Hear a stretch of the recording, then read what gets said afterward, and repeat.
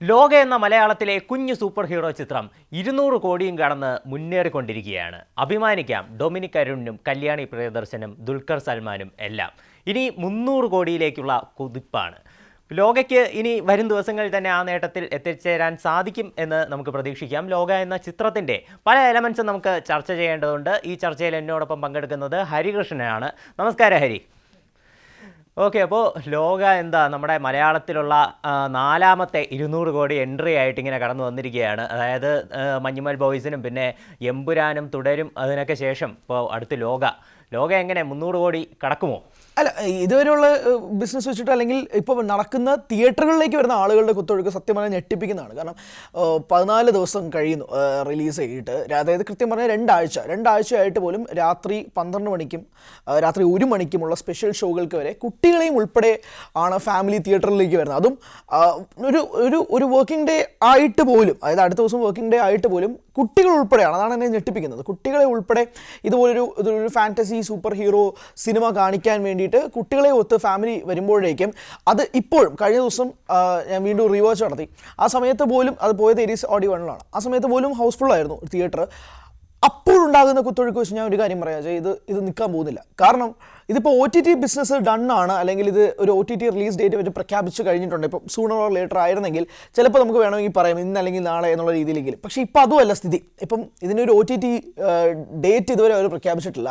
അതുവരെ തിയേറ്ററുകാർ വേറെ റിസ്ക് എടുക്കില്ല. കാരണം അവർക്ക് ലോകയിലൂടെ തിയേറ്റർ ബിസിനസ്സിനെ സംബന്ധിച്ചിടത്തോളം അവർക്ക് ഇത്രയും അധികം ആളുകളെ പുള്ള് ചെയ്യുന്ന തുടരുമെന്ന സിനിമയ്ക്ക് ശേഷം ഇത്രയധികം ഒരു ഹിറ്റ് വരുന്ന ഒരു സിനിമ മലയാളത്തിൽ ഇതിനു മുമ്പ് ഉണ്ടായിട്ടില്ല. അപ്പോൾ അതുകൊണ്ട് തിയേറ്ററുകാർക്ക് ഇതൊരു വലിയ എന്താ പറയുക അപ്രതീക്ഷിതമായി കിട്ടിയ ഒരു സംഭവമാണ്. ലോക വലിയ ഹൈപ്പിൽ വന്നൊരു സിനിമയല്ല. ഓണത്തിന് വിന്നറാവുമെന്ന് പലരും വിചാരിച്ചിരുന്നത് ഹൃദയപൂർവ്വമാണ്. അപ്പോൾ അങ്ങനെയാണ് വളരെ സർപ്രൈസ് ആയിട്ട് ലോക വന്ന് ഹിറ്റ് അടിക്കുന്നത്. അതുകൊണ്ട് തിയേറ്ററുകാർ ലോക വിടാൻ ഉദ്ദേശിക്കുന്നില്ല.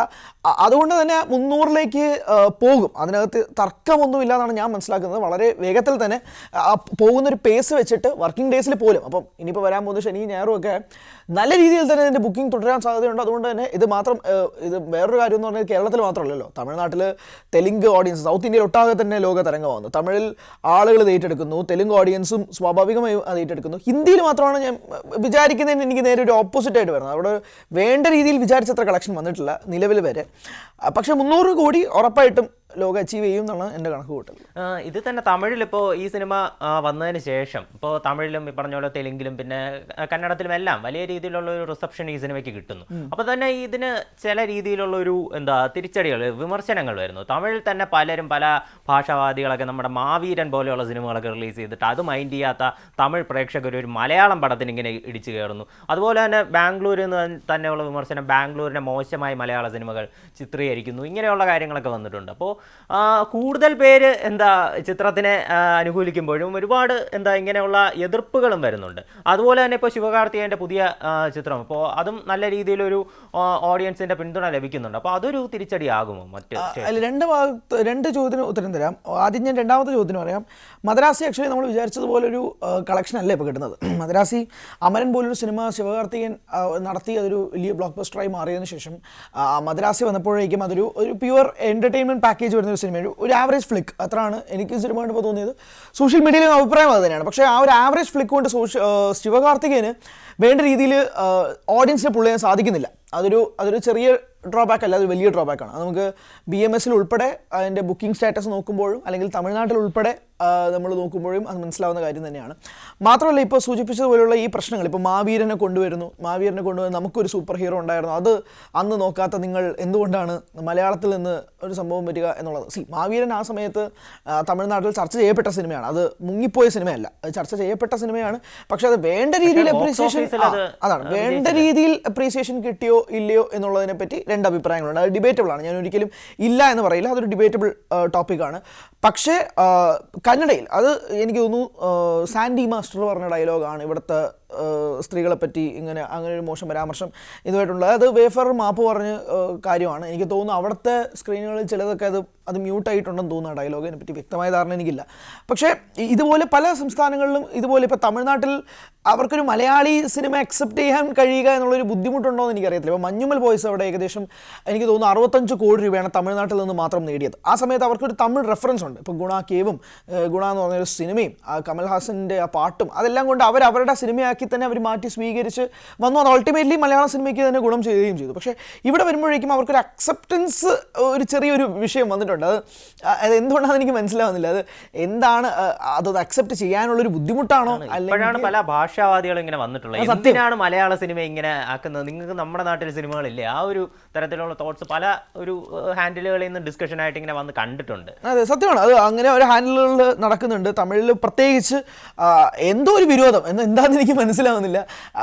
മാവീരൻ ചർച്ച ചെയ്യപ്പെടണം, മാവീരൻ സംസാരിക്കപ്പെടണം. എനിക്ക് വളരെയധികം ഇഷ്ടപ്പെട്ടൊരു സിനിമയാണ്. മാവീരന് ബോക്സ് ഓഫീസ് നമ്പേഴ്സ് കിട്ടാതെ പോയാൽ വിഷമിക്കുന്ന ഒരാളും കൂടിയാണ് ഞാൻ. അപ്പം മഡോൺ അശ്വിൻ്റെ one of the best work ആയിട്ട് ഞാൻ വിശ്വസിക്കുന്നു. പക്ഷെ എന്ന് കരുതി ലോക അടിച്ചമർത്തപ്പെടണം എന്നുള്ളതിന് വാദിക്കാൻ ഞാനില്ല. ഉറപ്പായിട്ടും ഒരു സിനിമ ഇഷ്ടപ്പെടുന്നു ഇഷ്ടപ്പെടാതിരിക്കുന്നതൊക്കെ പേഴ്സണൽ ചോയ്സാണ്. പക്ഷേ അതിൻ്റെ പേരിൽ ഭാഷകൾ തമ്മിൽ വേർതിരിച്ച് ഇപ്പോൾ എല്ലാം ഇൻഡസ്ട്രിയും ഒന്നായിട്ട് മാറണമെന്ന് പറഞ്ഞുകൊണ്ടിരിക്കുന്നതിൻ്റെ ഇടയിൽ ഓരോ ഭാഷകൾ വേർതിരിച്ചുകൊണ്ട് ഈ സിനിമ എന്തുകൊണ്ട് ആ സിനിമ ചെയ്തില്ല എന്ന് പറയുന്ന ടോപ്പിക്കുകൾ അവോയ്ഡ് ചെയ്യാൻ കഴിയുമെന്നാണ് വിശ്വസിക്കുന്നത്. ഇതിൽ തന്നെ ഒരു മാവീരനോട് ചേർത്തൊരു കാര്യം പറയാം. ഇപ്പോൾ മാവീരൻ അല്ലെങ്കിൽ മിന്നൽ മുരളി അല്ലെങ്കിൽ ഹിന്ദിയിലുള്ള ഇപ്പോൾ ഭാവേശ് ജോഷി സൂപ്പർ ഹീറോ ഇതുപോലെയുള്ള ചിത്രങ്ങളൊക്കെ നോക്കുകയാണെങ്കിൽ അത് വളരെ നമ്മുടെ ഒരു ഗ്രൗണ്ടഡ് ആയിട്ടുള്ള അല്ലെങ്കിൽ ഈ ഒരു ഫ്രഷ് കോൺസെപ്റ്റാണ്. പക്ഷേ ഇതിനകത്തുള്ള പല കാര്യങ്ങളും മാർവലിൽ നിന്ന് കടമെടുത്തിട്ടുള്ള കാര്യങ്ങളായിട്ട് എനിക്ക് ചിത്രം കണ്ടപ്പോഴേ അനുഭവപ്പെട്ടിട്ടുണ്ട്. ഇപ്പോൾ റീവാച്ച് ചെയ്തപ്പോൾ അത് കുറച്ചുകൂടി ഒരു എറിച്ച് നിൽക്കുന്നത് പോലെ എനിക്ക് തോന്നിയിട്ടുണ്ട്. അപ്പോൾ ഈ മാർവലിൽ നിന്ന് കടമെടുത്തത് സ്വന്തമായിട്ടൊരു ഒന്നാമത് ചാർത്തനും മാടനും പിന്നെ യക്ഷിയൊക്കെ ആകുമ്പോൾ നമ്മുടെ നാട്ടിലെ വളരെ സട്ടിലായിട്ടുള്ള കാര്യങ്ങൾ വെച്ച് സിനിമ എടുക്കാന്നുള്ളതല്ലേ ഉള്ളൂ. ഇതെന്തിനാ ഈ മാർവലിലോട്ട് ആ ഒരു റെഫറൻസ് വെച്ച് അതേപോലെ ഇവിടെ പിടിക്കാനുള്ള കാര്യം? അല്ല, അതൊരു കംപ്ലീറ്റ്ലി ക്രിയേറ്റീവ് ഐഡിയോളജി മാത്രമായിട്ടാണ് ഞാൻ വിശ്വസിക്കുന്നത്. അവർക്ക് അതിൽ നിന്ന് ഇൻസ്പയർഡ് ആയിട്ടുണ്ടാവാം. ഡൊമിനിക് അത് എതിർക്കുന്നില്ല. ഡൊമിനിക് തന്നെ പറയുന്നുണ്ട് പല സിനിമകളിൽ നിന്നും തനിക്ക് ഇൻസ്പിറേഷൻ കിട്ടിയിട്ടുണ്ട് എന്നുള്ളത്. ഇതൊരു ക്രിയേറ്റീവ് വേൾഡാണല്ലോ. ആ വേൾഡിൽ നിന്നും അവിടെ നിന്ന് കുറച്ച് എലമെൻറ്റ്സ് എടുക്കുക, അതോടൊപ്പം തന്നെ നമ്മുടെ മിത്തോളജിയിൽ നിന്നോ അല്ലെങ്കിൽ നമ്മുടെ കെട്ടുകഥകൾ അല്ലെങ്കിൽ മുത്തശ്ശി കഥകൾ എന്ന് വിചാരിക്കുന്ന ആ സാധനം തമ്മിൽ ബ്ലെൻഡ് ചെയ്യുക എന്ന് പറയുന്നൊരു നിസ്സാര പരിപാടിയില്ല. ഇപ്പം നമ്മൾ കൽക്കി 2898 AD കാണുമ്പോഴേക്കും അത് ഇപ്പം മഹാഭാരത പോലൊരു ഇതിഹാസത്തെ എടുത്തുകൊണ്ട് ഇന്നത്തെ ഒരു ന്യൂ ജനലുമായിട്ട് ഒരു ബ്ലെൻഡ് ചെയ്യുന്ന നാഗശ്വൻ ബ്രില്യൻസ് ഉണ്ട്.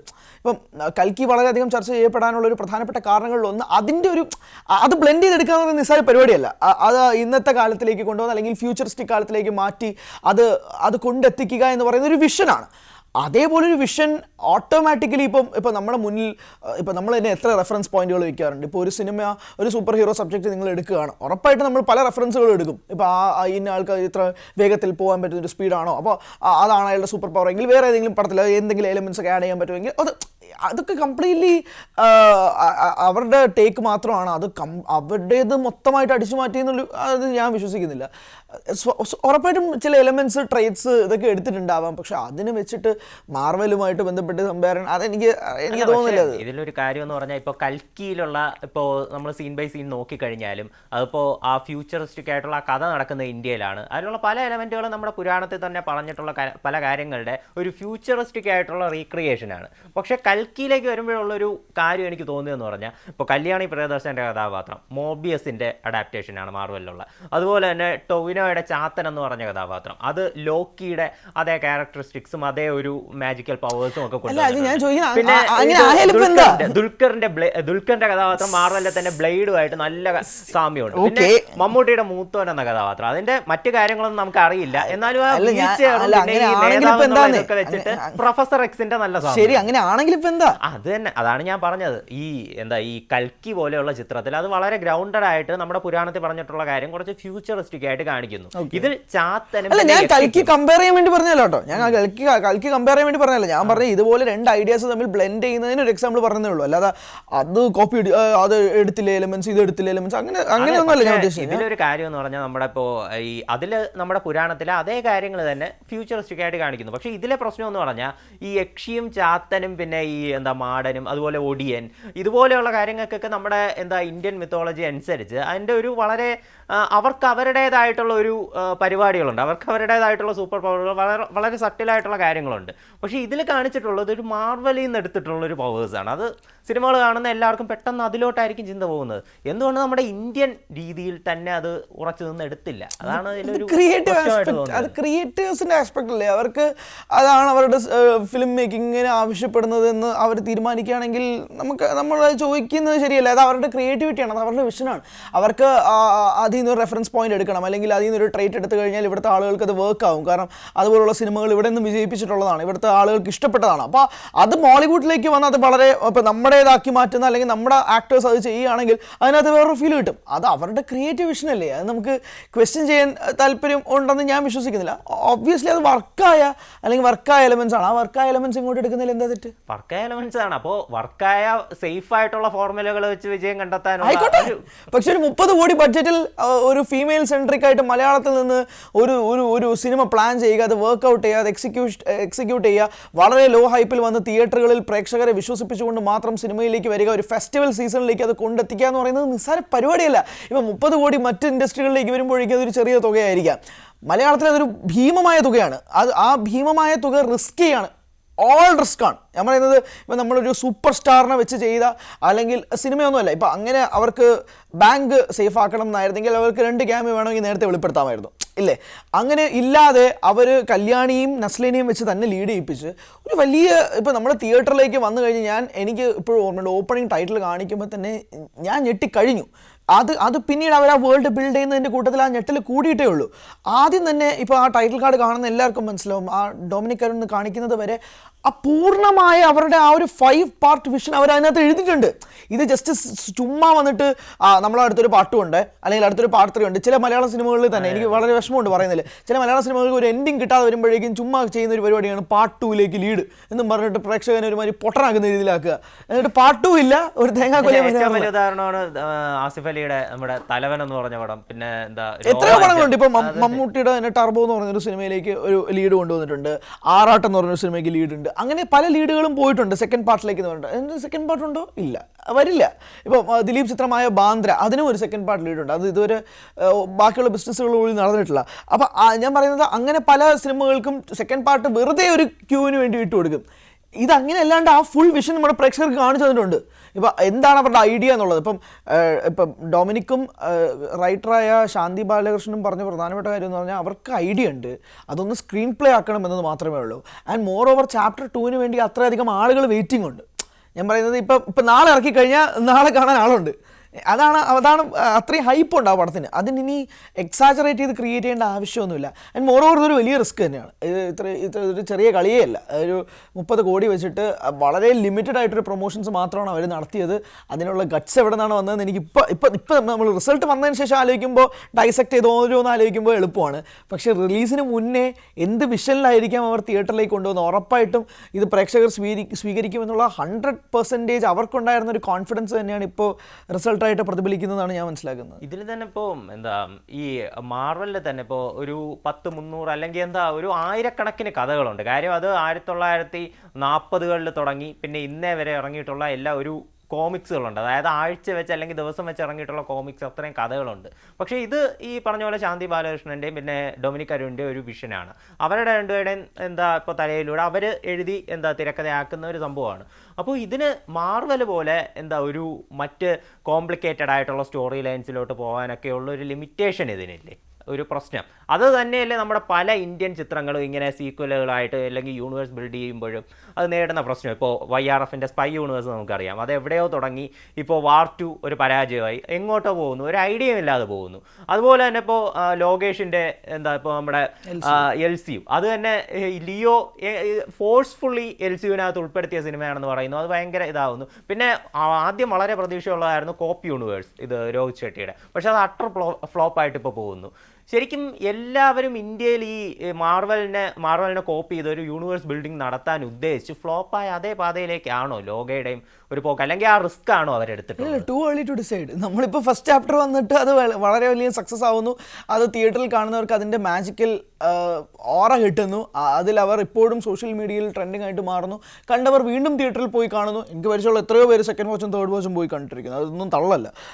അത് വീണ്ടും മറ്റൊരു നല്ല തിയേറ്ററിൽ പോയി കാണണമെന്ന് ആഗ്രഹിക്കുന്ന ഒരുപാട് പ്രേക്ഷകരുണ്ട്. അല്ല, ഞാൻ പറഞ്ഞില്ലേ, ഫാമിലി ഉണ്ട്, ഫാമിലി ഓഡിയൻസ് അർദ്ധരാത്രിയിൽ പോയി സിനിമ കാണണമെങ്കിൽ എന്ന് ആലോചിക്കുക. അപ്പോൾ ഇത് ടു ഏർലി ടു ഡിസൈഡ്. ഇത് നമ്മളെന്തിനാണ് ഒരു പോസിറ്റീവായിട്ടൊരു വിഷൻ ഇപ്പോഴേക്ക് എടുത്തുന്നത്? പക്ഷേ ഒരു എന്താ റിസ്ക് എലമെന്റ് അല്ലേ കാര്യം. ഇത്രയും നല്ല നമ്മൾ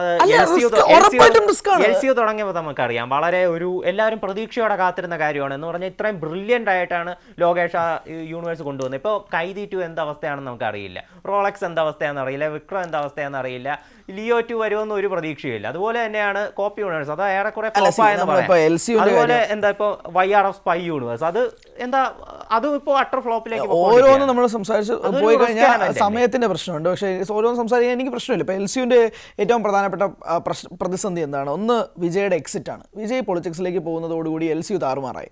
അല്ലെങ്കിൽ ലിയോ നിങ്ങൾ സ്റ്റാൻഡ് ലോൺ സിനിമയായിട്ട് എടുക്കണം. ലിയോയിൽ നിങ്ങൾ വിക്രമിൻ്റെ കണക്ഷൻ ഇട്ടുകൊണ്ട് വന്നിട്ട് വിജയ്ക്ക് ഇനി ബന്ധമില്ല, ലിയോ 2 വരില്ല എന്നൊക്കെ പറഞ്ഞു കഴിഞ്ഞാൽ അത് ആ യൂണിവേഴ്സിനെ കൊല്ലുന്നതിന് തുല്യതാണ്.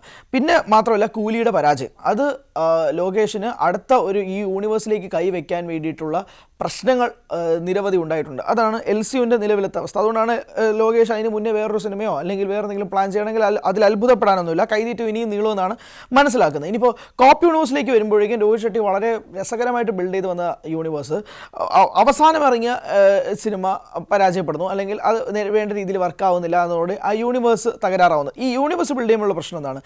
എല്ലാ സിനിമകളും അതിനനുസരിച്ചുള്ളൊരു ഹൈപ്പിലെത്തിയില്ലെങ്കിൽ പിന്നെ ഇതിൽ കാര്യമില്ല. ഇപ്പോൾ കൈദിനേക്കാളും ഒരു പടി മുകളിൽ ആളുകൾക്ക് വിക്രം ഇഷ്ടപ്പെട്ടു. അതിന് 2 അഭിപ്രായങ്ങളുണ്ടാവും. ചിലർക്ക് ഇപ്പോഴും കൈദി ഫേവറേറ്റ് ആയിരിക്കും, എന്തോ ആയിക്കോട്ടെ. പക്ഷേ ഈ 2 സിനിമകൾ ആളുകൾക്ക് ഇഷ്ടപ്പെട്ടു, അതിന് തർക്കമൊന്നുമില്ല. അപ്പോൾ ഈ യൂണിവേഴ്സിന് എന്താണ്? സ്വാഭാവികമായിട്ട് ആളുകൾ അതിലും വലുത് പ്രതീക്ഷിക്കും. ലിയോയുടെ 2ാം പകുതി മാറ്റി നിർത്തിയാൽ പോലും ആളുകൾ ഫസ്റ്റ് ഹാഫിൽ പിടിച്ച് നിൽക്കുന്നത് കൊണ്ട് അവർ പിന്നെയും അങ്ങോട്ട് ലൊക്കേഷനെ തള്ളിക്കളഞ്ഞില്ല. പക്ഷേ പിന്നെ വന്നിട്ട് പരസ്പര ബന്ധമില്ലാതെ എന്തൊക്കെയോ എടുത്ത് വെച്ചിരിക്കുന്ന ഒരുപാട് ലൂപ്പ് ഹോൾസ് ഉള്ള കൂലി പോലൊരു സ്റ്റാൻഡ് ലോൺ ഫിലിമിൽ പോലും LCUവിന് അത് പ്രശ്നമായിട്ടുണ്ട്.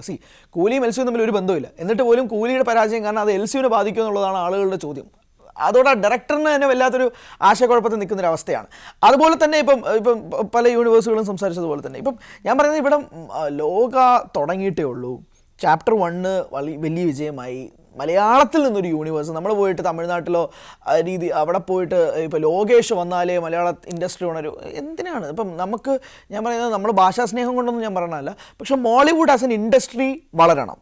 ആ ഇൻഡസ്ട്രി വളരണമെങ്കിൽ ഇവിടുത്തെ തിയേറ്റർ ബിസിനസ്, ഇവിടുത്തെ പ്രൊഡ്യൂസേഴ്സ് എല്ലാവരും വളരണം.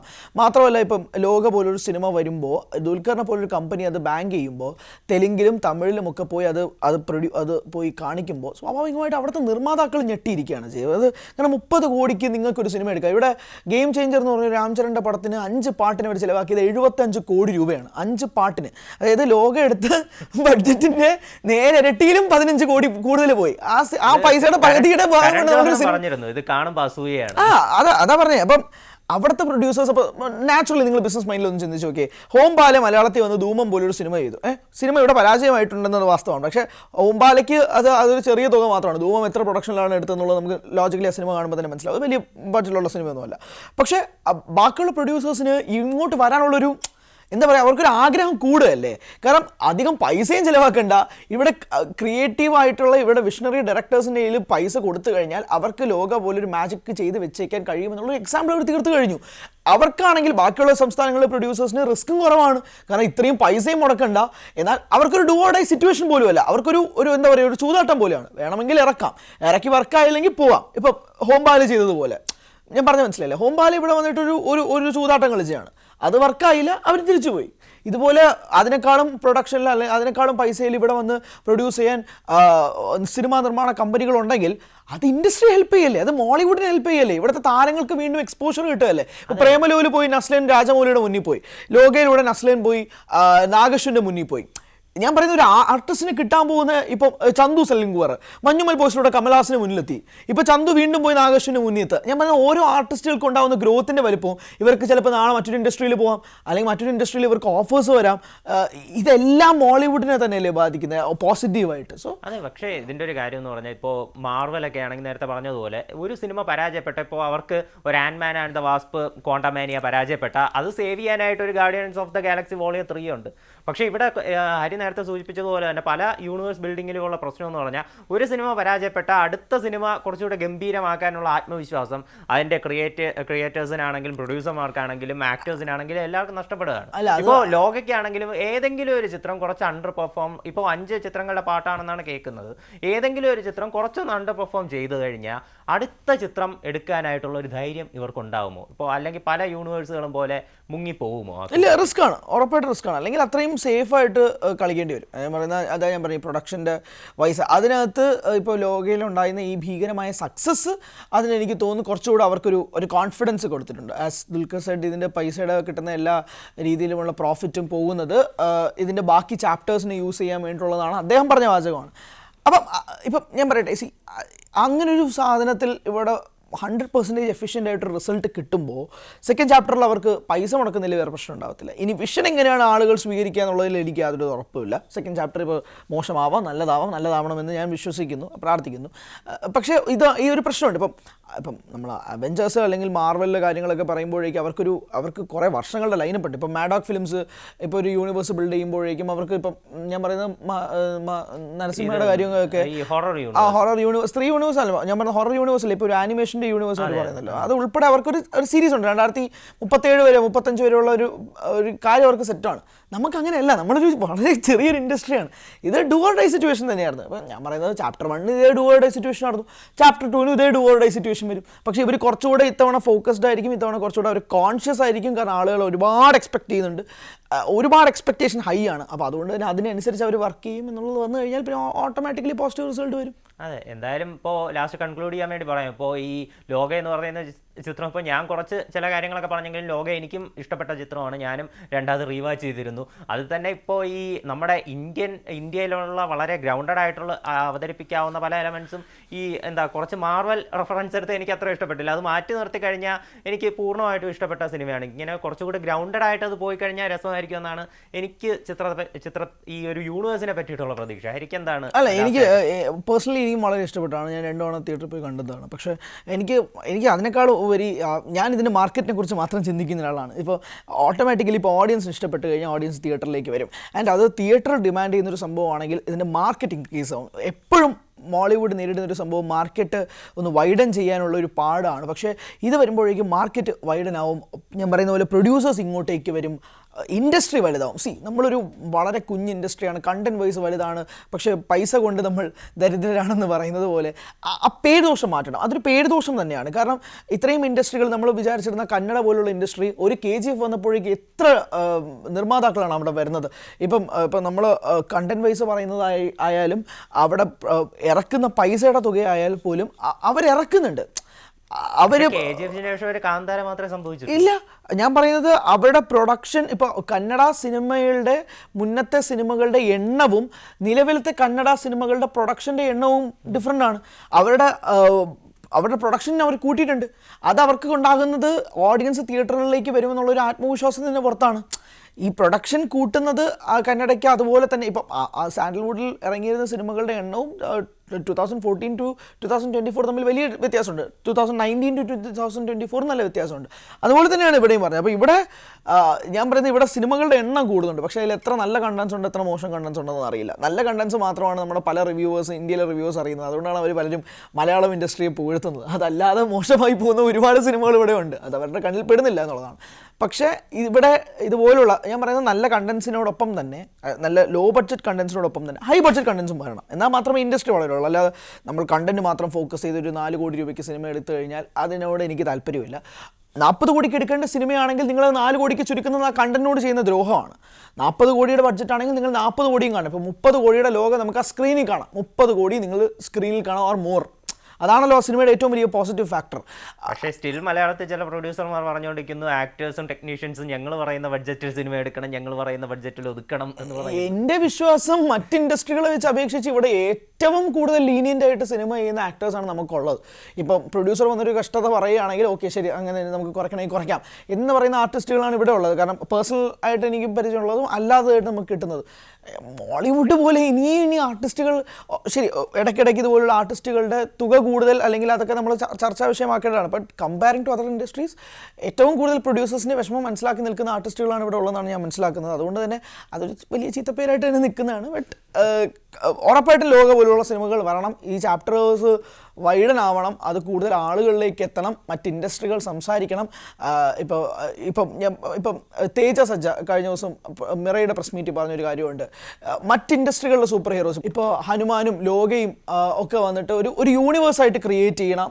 ഇപ്പോൾ ഹനുമാൻ, ലോക, മിന്നൽ മുരളി ഇതെല്ലാം ഒരു യൂണിവേഴ്സ്, ഒരു ഇന്ത്യൻ സൂപ്പർ ഹീറോസും ഒരു യൂണിവേഴ്സായിട്ടൊക്കെ കൊളൈഡ് ചെയ്യുക വിദൂരമല്ല, സംഭവിക്കട്ടെ, ഇതൊക്കെ ഉണ്ടാവട്ടെ എന്നുള്ളത് തന്നെയാണ്. അതെ തീർച്ചയായിട്ടും. എന്തായാലും അൾട്ടിമേറ്റ്ലി മലയാള സിനിമ വളരട്ടെ. ഇടയ്ക്ക് അനുരാഗ് കശ്യപ് പറഞ്ഞതുപോലെ കൊറിയൻ സിനിമയ്ക്ക് ഇടയ്ക്ക് സംഭവിച്ച ഒരു ജനപ്രീതി അത് മലയാള സിനിമയ്ക്ക് ഇപ്പോൾ സംഭവിച്ചുകൊണ്ടിരിക്കുകയാണ്. കൊറിയൻ സിനിമ എങ്ങനെയാണോ ലോകം മുഴുവൻ ആരാധകരുള്ള ഒരു കൾച്ചറൽ ഇൻഡസ്ട്രി ആയിട്ട്, ഒരു കൾച്ചറൽ ഫാക്ടറി ആയിട്ട് വന്നത്, അതുപോലെ മലയാള സിനിമയ്ക്ക് ഇന്ത്യയിലെന്നല്ല ലോകം മുഴുവൻ ഒരു ശ്രദ്ധാകേന്ദ്രമായി മാറാൻ സാധിക്കട്ടെ. അതിൻ്റെ കേപ്പബിലിറ്റി നമുക്കുണ്ട്. അതിൻ്റെ ഒരു ചവിട്ടുപടികളിലൊന്നാവട്ടെ ലോകയുടെ 300 കോടി കളക്ഷൻ എത്തുമ്പോൾ നമുക്ക് ഇനിയും കാണാം. അതുവരെ ഗുഡ് ബൈ.